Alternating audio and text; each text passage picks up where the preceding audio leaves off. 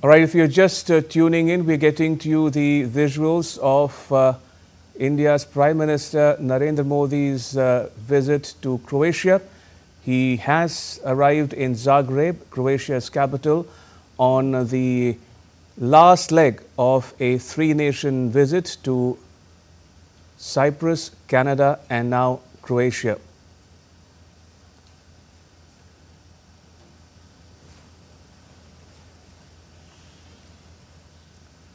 Right, just to bring our viewers up to speed with the latest on the Prime Minister's ongoing visit to Europe and North America. He has arrived in Zagreb, Croatia's capital, on the last leg of a three-nation tour that has also taken him to Cyprus and Canada. He has landed in Croatia's capital, Zagreb, where he will hold talks with the Croatian Prime Minister and also call on the country's president, in addition to holding a number of other engagements during his stay in Croatia.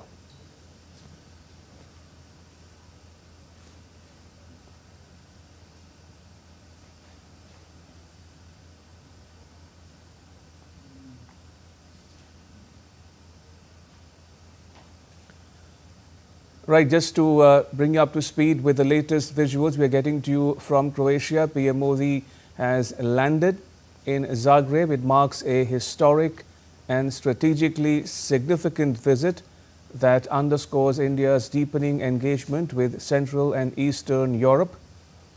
We'll get you the latest from our correspondent on the ground in just a bit, but to bring you up to speed with the latest news we are tracking here on DD India.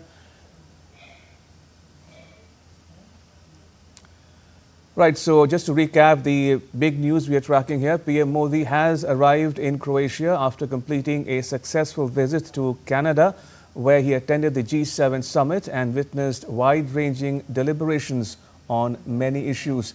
Now, this is the last leg, as I mentioned, of his three-nation visit. And this, by the way, is the first ever visit by an Indian Prime Minister to Croatia.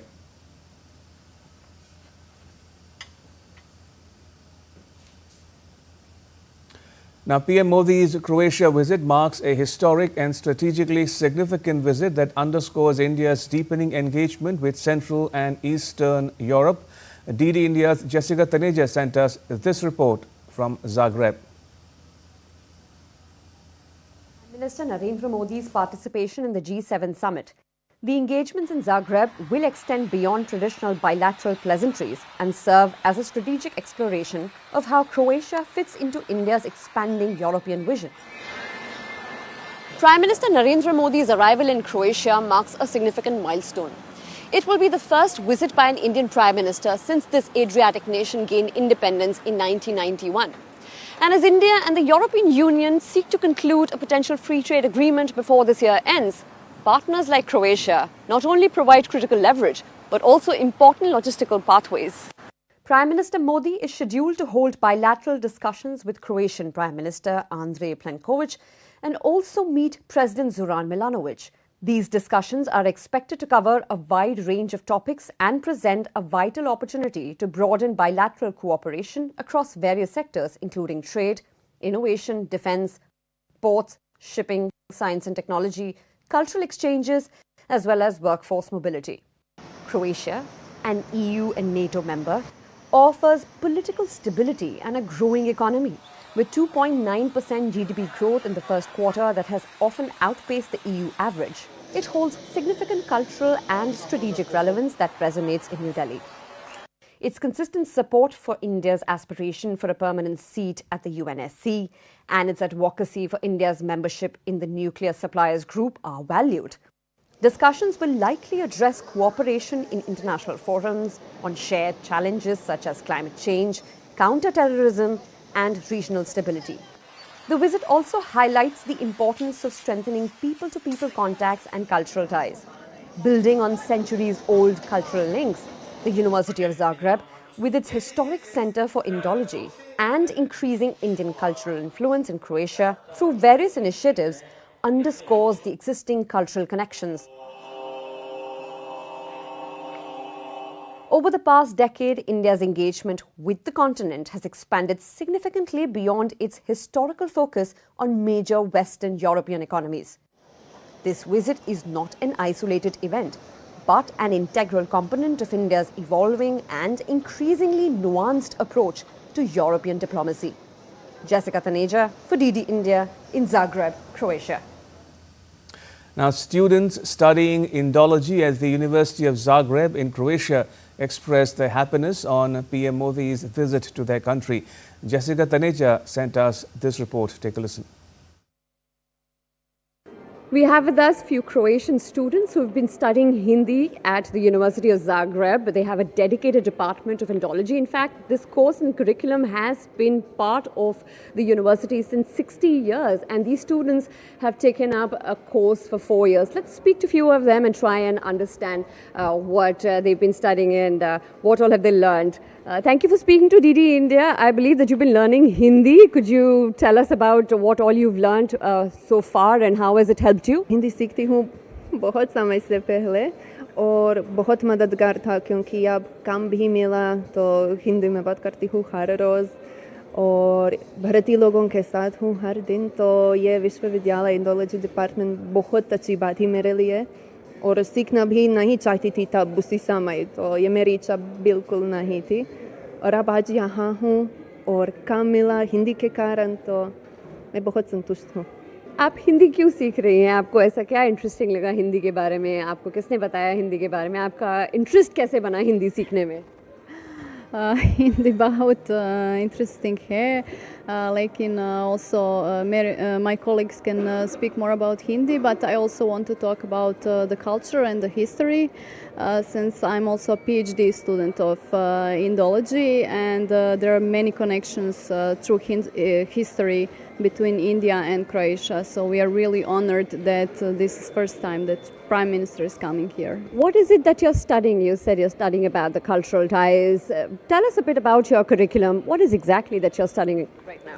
So my PhD thesis is actually about one Croatian priest that was in India, in Kerala, in 18th century.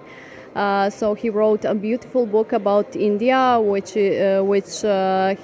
it is one of the first documents where it was described the culture and the religion of India, and we are also very proud that he was Croatian. Yes, it's great that he wrote about culture, and also because he was missionary priest, he really wrote nice things, and he understood Hinduism actually. I want to improve my Hindi, but I'm also interested in history, Indian history, culture, and we also learn Sanskrit in our department. And I want to learn a lot of things, including like yoga practice. What about Sanskrit? What are you learning particularly about it? We learn about Vedas, and we translate texts like Mahabharata or Ramayana. What are you studying at the Department of Indology? Culture, Sanskrit or Hindi? What is it that you're Also, I'm studying all of that, but I'm most interested in Sanskrit, especially the Ramayana. As you heard from all the students here of the University of Zagreb, who are part of the Department of Indology, learning Hindi, Sanskrit, the Indian literary texts, and also talking about the culture and the promotion of the Indian culture here in Croatia, as India and Croatia ties dated back to many years ago. This department has been in existence for more than 60 years, and it continues to gain relevance in today's day and age as well. This is Jessica Taneja with video journalist Ajit for DD India in Zagreb. Right, in other news, US President Donald Trump and Prime Minister Modi spoke over a 30-minute phone call today, which was made on the request from the US side. Foreign Secretary Vikram Misri briefed media on the phone conversation. The call began with PM Modi giving details of the Pahalgam attack and Operation Sindoor. The Prime Minister reiterated that no mediation or trade deal were discussed on the understanding on cessation of hostilities with Pakistan during Operation Sindoor. President Trump, for his part, expressed his support towards India's fight against terrorism. PM Modi said that India no longer views terrorism as a proxy war, but as a war in itself, and that India's Operation Sindoor is still ongoing. प्रधानमंत्री मोदी ने राष्ट्रपति Trump को स्पष्ट रूप से कहा कि इस पूरे घटनाक्रम के दौरान कभी भी किसी भी स्तर पर भारत अमेरिका ट्रेड डील या अमेरिका द्वारा भारत और पाकिस्तान के बीच मध्यस्थता जैसे विषयों पर बात नहीं हुई थी। सैन्य कार्रवाई रोकने की बात सीधे भारत और पाकिस्तान के बीच दोनों सेनाओं की एग्जिस्टिंग चैनल्स के माध्यम से हुई थी और पाकिस्तान के ही आग्रह पर हुई थी। प्रधानमंत्री मोदी ने जोर देकर कहा कि भारत ने न तो कभी मध्यस्थता स्वीकार की थी, न करता है और न ही कभी करेगा। इस विषय पर भारत में पूर्ण रूप से राजनीतिक एकमत है। राष्ट्रपति ट्रंप और प्रधानमंत्री मोदी ने इजरायल ईरान के बीच चल रहे संघर्ष पर भी चर्चा की।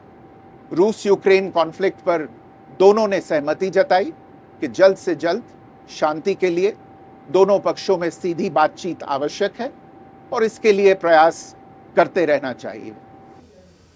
The two leaders also spoke about the Russia-Ukraine conflict and the Israel-Iran hostilities.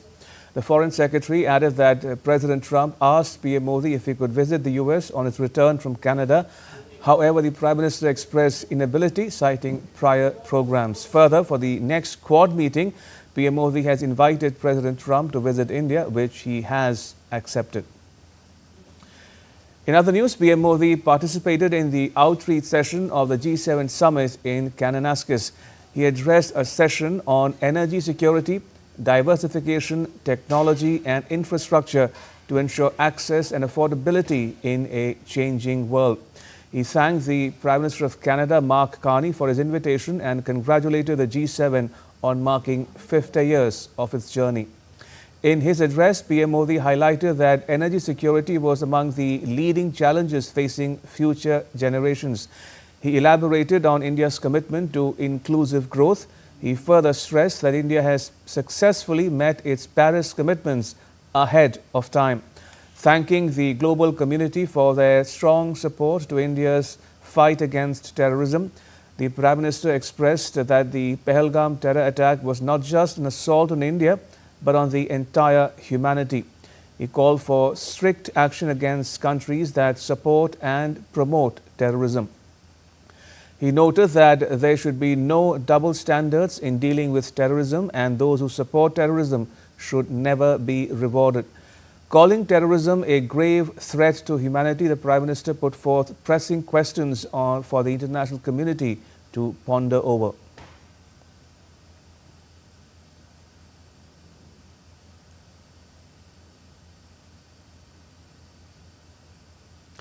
Prime Minister Modi held a series of bilateral meetings with his global counterparts on the margins of the G7 summit, with discussions focusing on bilateral ties, regional and global issues. Here's a report. Prime Minister Narendra Modi concluded a productive visit to Canada where he participated in the G7 Outreach Summit. Reaffirming India's commitment to strengthening global partnerships, Prime Minister Modi met various world leaders on G7 margins and discussed bilateral ties. Strengthening India-Canada ties, PM Modi met Canadian Prime Minister Mark Carney with a strong handshake. Both leaders then sat down for a fruitful meeting and agreed to deepen cooperation in key areas such as trade, energy, space, critical minerals, fertilizers, and more. PM Modi shared a warm handshake in a brief conversation with Italy's Prime Minister Giorgia Meloni, showcasing India's strong bonds with Italy for the greater benefit of the people of both countries. In a firm handshake with President of the European Commission Ursula von der Leyen, Prime Minister Narendra Modi held a fruitful discussion with the EU chief. A friendly handshake followed by a warm hug highlighted the close India-France relations. Prime Minister Modi met French President Emmanuel Macron on the sidelines of the G7 summit as well. Both exchanged views and thoughts on a wide range of topics. The Prime Minister reiterated India and France will continue to work closely for the well-being of our planet. PM Modi held an exceptional conversation with the UK Prime Minister Keir Starmer. The friendly gesture by the UK Prime Minister while meeting PM Modi reaffirmed the growing ties between the two nations. India and the United Kingdom covered areas like trade and commerce. In a first, Prime Minister also engaged in talks with newly appointed German Chancellor Friedrich Merz. Discussions were held on further advancing the partnership. Aiming to advance India-Mexico ties, PM Modi met the Mexican President Claudia Sheinbaum Pardo in Canada. The two leaders deliberated on enhancing cooperation in areas of trade, investment, startups, innovation, pharmaceuticals, science and technology, automotive sector, and to promote people-to-people exchanges.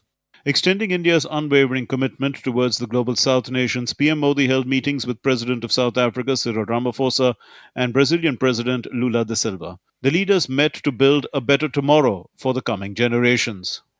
Apart from Prime Minister Narendra Modi's intervention at the G7 summit, his bilateral meetings were important. He met with G7 leaders, Amritpal Singh for DD India in Kananaskis, Canada. And still to come on DD India Live. Cambodians join government rally as border dispute with Thailand intensifies. And Germany celebrates its first ever Veterans Day.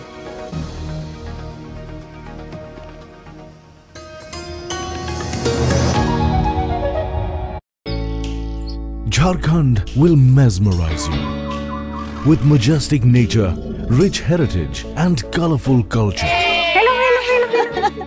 Johar. It fits perfectly. Thank you. Full workout ho gaya. Ready?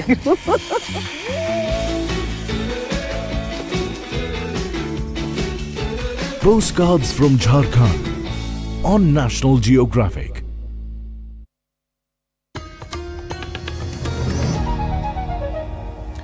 Welcome back. You're watching DD India Live. I'm Ramesh Ramachandran.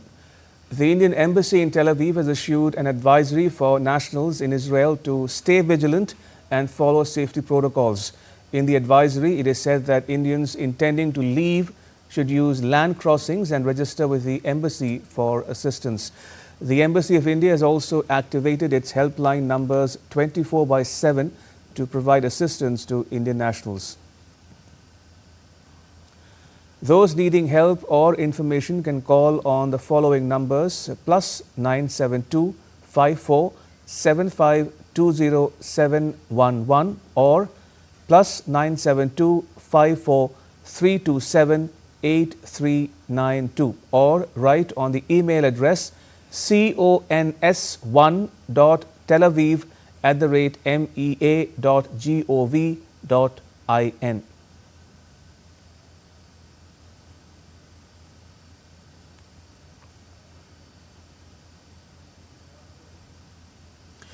In addition, the Indian nationals who remain in Israel and have not yet registered with the embassy have been strongly urged to do so immediately via the registration portal.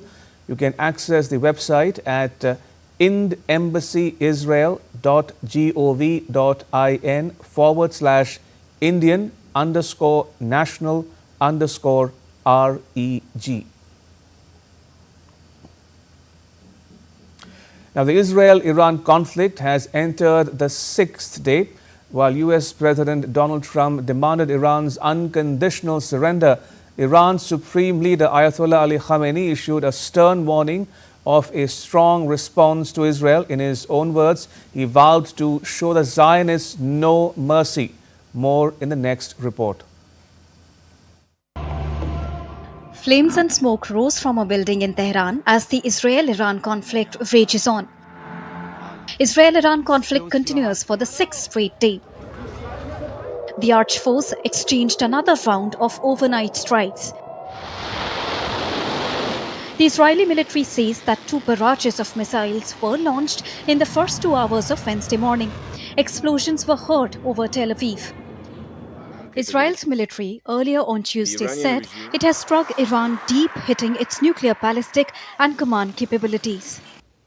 We've struck deep, hitting Iran's nuclear, ballistic and command capabilities. The Iranian regime has spent years getting closer to a nuclear weapon. They have spent billions building a ballistic missile program. Our mission is clear: to remove the threat at its source. Israel has warned the residents in a southwestern area of Tehran to evacuate. Iran has claimed to have used hypersonic missiles against Israel. In a dramatic turn of events, US President Donald Trump demanded Iran's unconditional surrender. The US President insisted Washington has played no part in ally Israel's bombing campaign, but also warned Iran that his patience was wearing thin as the conflict entered a sixth day. Trump also met with the national security team in the White House over the worsening West Asia situation. While he has repeatedly vowed to avoid wading into the forever wars of the Middle East, Trump ordered the USS Nimitz aircraft carrier to the region along with a number of US military aircraft. US also shut its embassy in Jerusalem until Friday due to the security situation in the region. This includes the consular sections Jerusalem and Tel Aviv. Meanwhile, Israel has begun flying home citizens stranded abroad by Iran conflict. First aircraft bringing home Israelis landed at Ben Gurion Airport on Wednesday. On the other hand, fearing violence, many residents of Tehran have also fled. On Tuesday, long queues stretched outside bakeries and petrol stations as people rushed to stock up on fuel and basic supplies. Shalini Puri's report, DD India. Dozens of people took to the streets of Pico Rivera in Los Angeles County on Tuesday to protest the ICE raids in California. The raids have triggered protests in California. Protests in Los Angeles prompted Trump to send National Guard troops and U.S. Marines into the city against the wishes of California's Democratic Governor Gavin Newsom. Earlier, Los Angeles Mayor Karen Bass on Tuesday lifted a curfew imposed on parts of the city's downtown to curb crimes in the wake of raids on undocumented migrants that prompted the protests. The curfew was initially implemented on 10th of June in response to clashes between protesters and the police. The mayor said the curfew was successful in preventing crime and protecting businesses, residents, and restaurants from vandalism. Germany recently celebrated its first ever Veterans Day, an unprecedented act of respect and appreciation in a country that's been reluctant to embrace its armed forces and the idea of militarism in general since World War II because of the legacy of the Nazis. For more, we are joined by DW's Arthur Sullivan live from Berlin. Arthur, what exactly happened on Veterans Day and why is it such a big deal? So this was an official event organised by the German government to, as you said, celebrate its military veterans, and it's the first celebration of its kind since World War II ended 80 years ago, and that in itself explains why it's such a big deal. So the event itself, there were actually events all over the country. The main one was here in Berlin. That was a civic celebration outside the National Parliament. Now, the aim of this event was to have a festival atmosphere, a stage programme, family-friendly activities, that kind of thing. And there was quite a clear aim on the part of the organisers for it not to be a show of military strength, the kind of typical things we may associate with these kind of military events.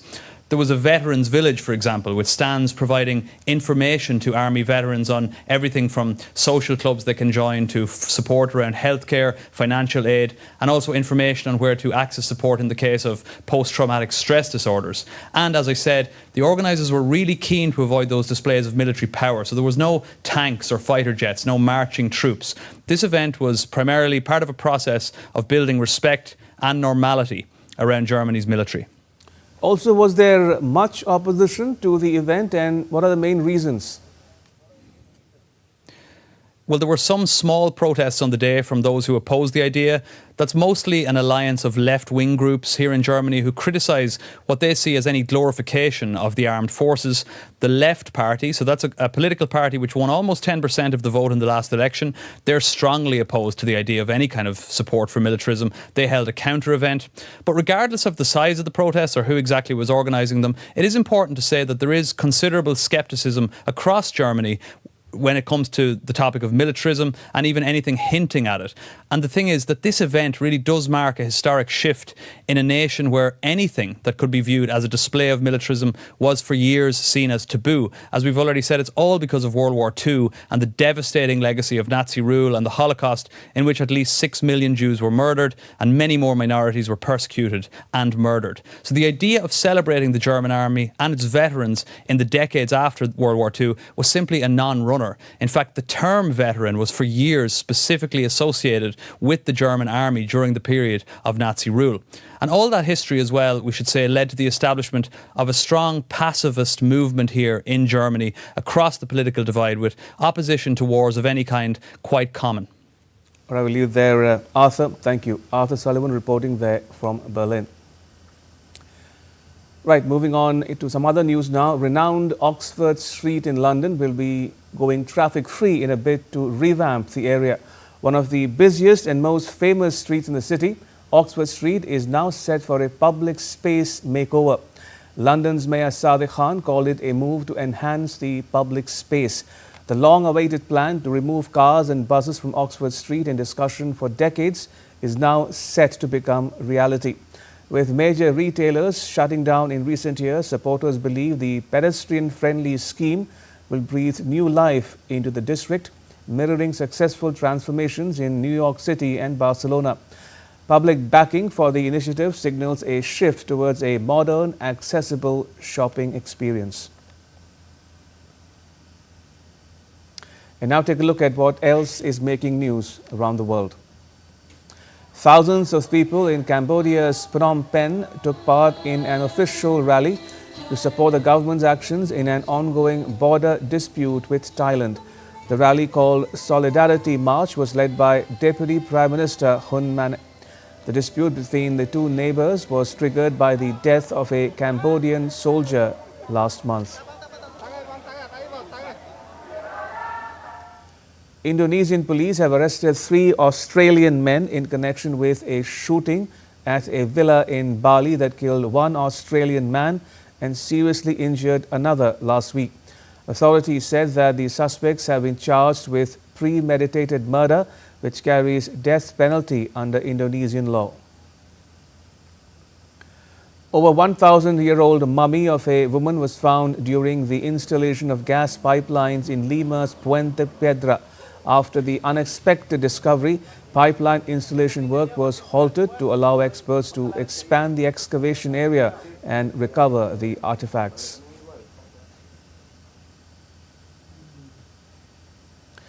In sports news, the schedule for the biggest ever ICC Women's T20 World Cup to be held in England next year was announced on Wednesday.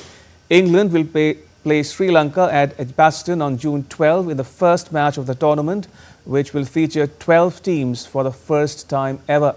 India is placed in Group 1 along with multiple-time champion Australia and will play 5 league stage matches between 14th and 28th of June. The semi-finals will be held on 30th of June and July 2 at the Oval, followed by the final on the 5th of July at Lord's. Right, time for a very short break. Stay tuned to DD India for the latest news and updates.